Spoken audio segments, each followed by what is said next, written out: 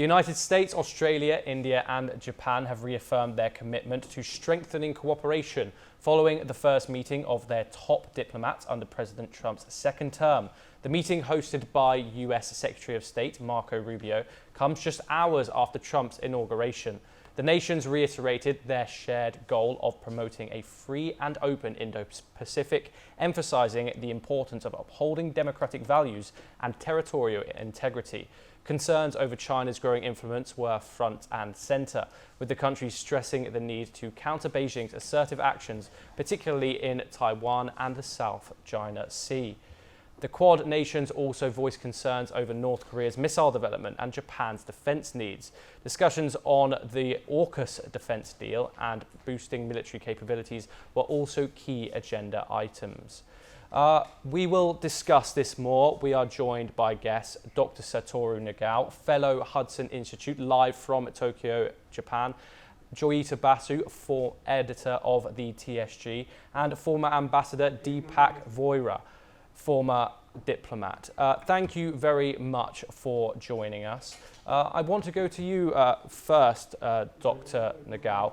I was wondering, what messages did the Quad foreign ministers convey during this meeting in Washington, and how does it align with their security priorities? Of course, the Quad is important. That's why they meet so fast. But at the same time, they want to maintain the Quad as a framework, because indeed the diplomatic style is different between Biden administration and the Trump administration. Biden administration likes the multinational framework, relatively big one. So TPP, IPEF, others, all of these are multinational. But the Trump administration likes bilateral negotiation, and with intimidation to deal is the pattern. So Quad, in case of Quad, which one? The bilateral or multinational? Just between two. So that's why the other three members need to persuade Trump administration how important the Quad is. That is effort to maintain this framework. So originally Quad was, of course, strongly insisted by the Prime Minister Shinzo Abe, and President Trump was a close friend of him. So that's why he has the motivation to maintain Quad, I believe. But without effort in the American society, without effort, nothing can be maintained. So that's why the raise a hand and actively persuade other people. That process is quite American persuasion. So that's why other three countries should do that. And that is Quad this time, I think. Joyita, I was wondering, how does this meeting reflect continuity or changes in the Quad strategy towards China, particularly in light of the new Trump administration? Well, first of all, let's get one thing very clear. It was not just a Quad meeting. Marco Rubio's first bilateral meeting with any foreign minister, external affairs minister, was with Jaishankar. So it was not just the Quad. Jaishankar also had a meeting with Marco Rubio separately.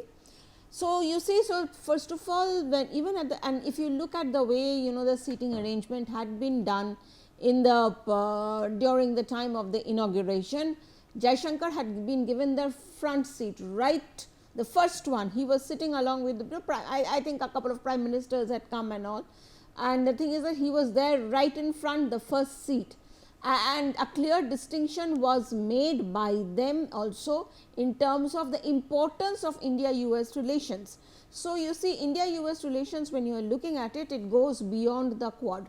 Now, when we are talking about the Quad, you see, there is reason to believe that Trump will take this very seriously, because he has been saying, I think even when he was president and even later, that he said that he was the one who had revived the Quad, which is not exactly true or correct, because you see, Quad had been worked on by Shinzo Abe and Prime Minister Narendra Modi. I mean, Trump came in around 2017.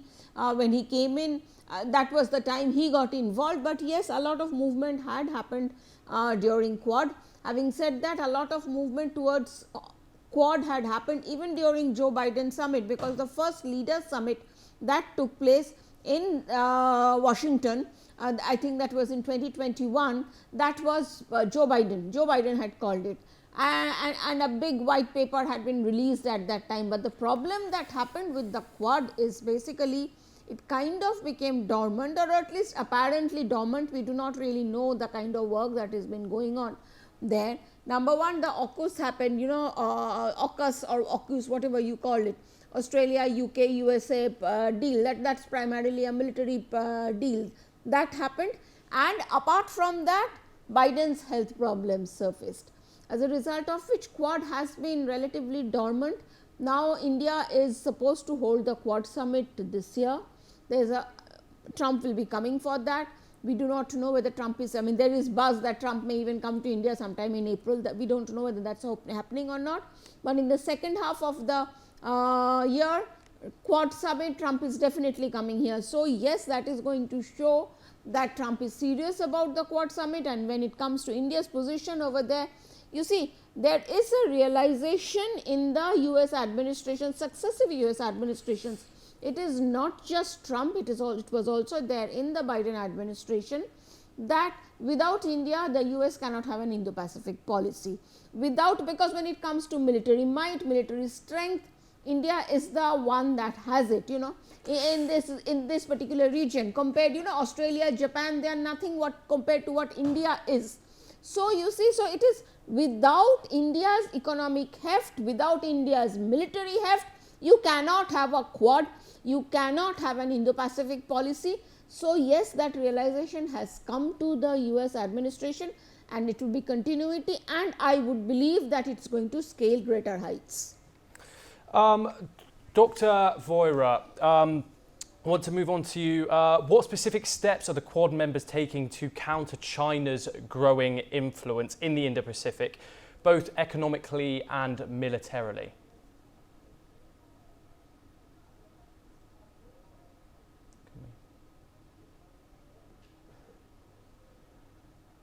I believe. Dr. Nagao, I want to come back to you. Could you answer that question for me? What is the Quad doing to counter China, both economically and militarily?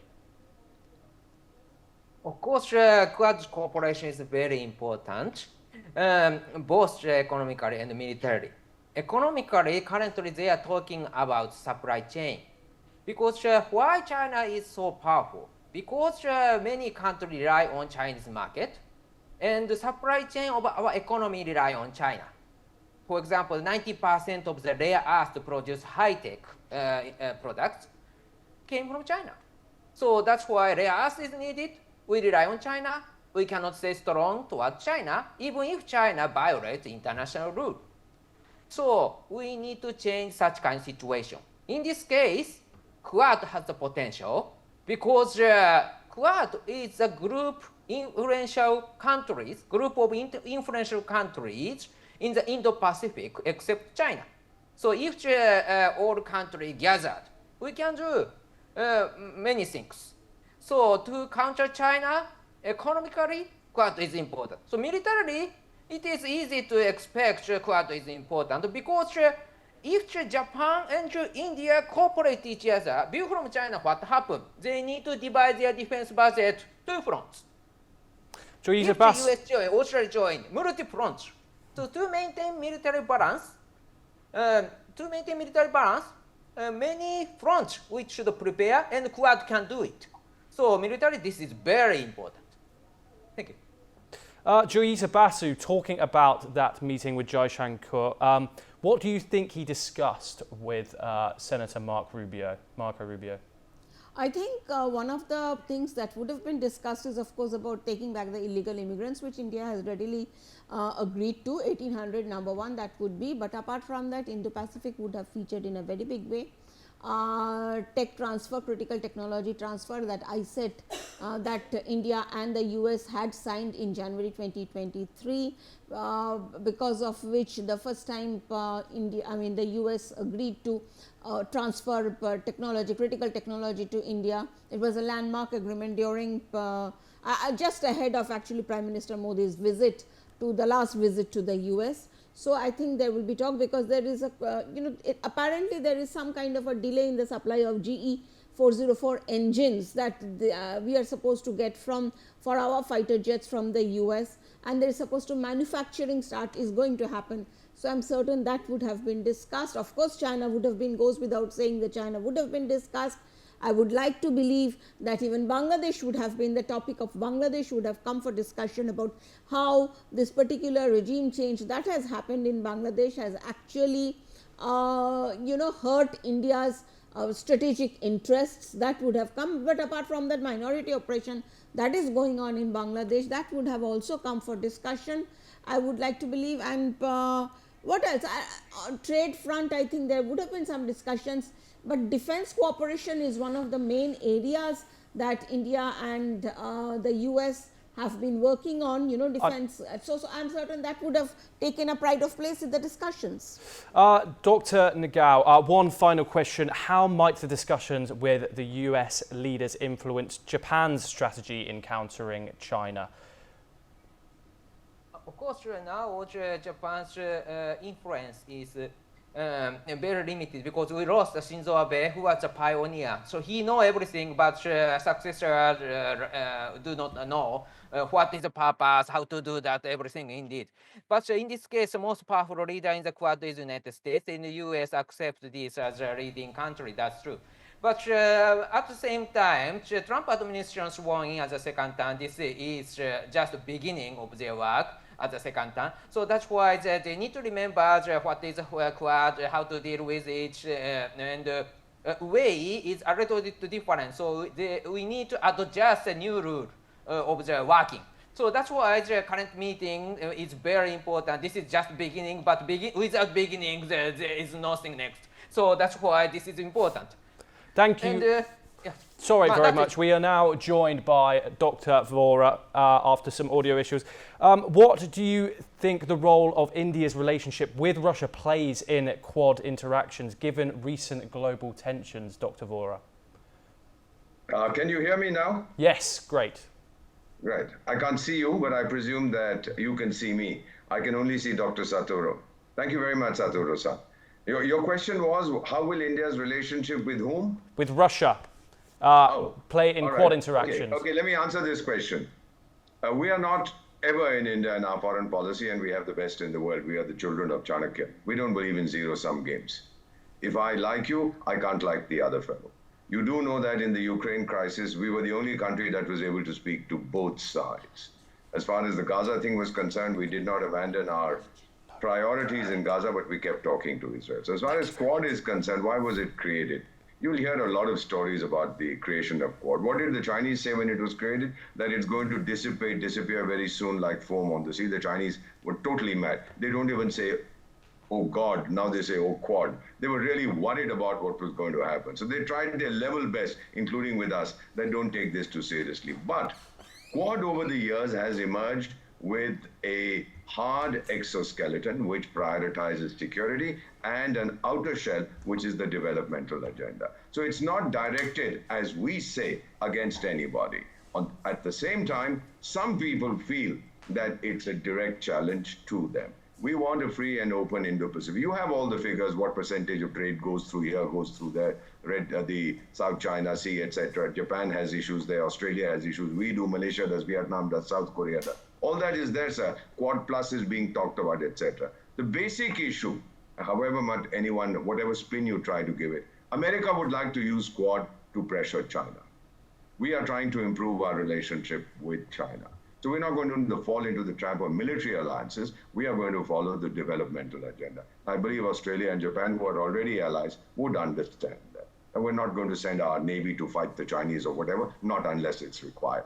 So we are very clear that Quad is here to stay, and Quad is going to help the country, the smaller countries of the Indo-Pacific, whether it's in vaccines or development, or it's in education or human resource development. There are so many things that they have been talking about. But this kind of a grouping, sir, results are not achieved overnight. I've seen a lot of this in my career of 52 years in diplomacy. It takes a while.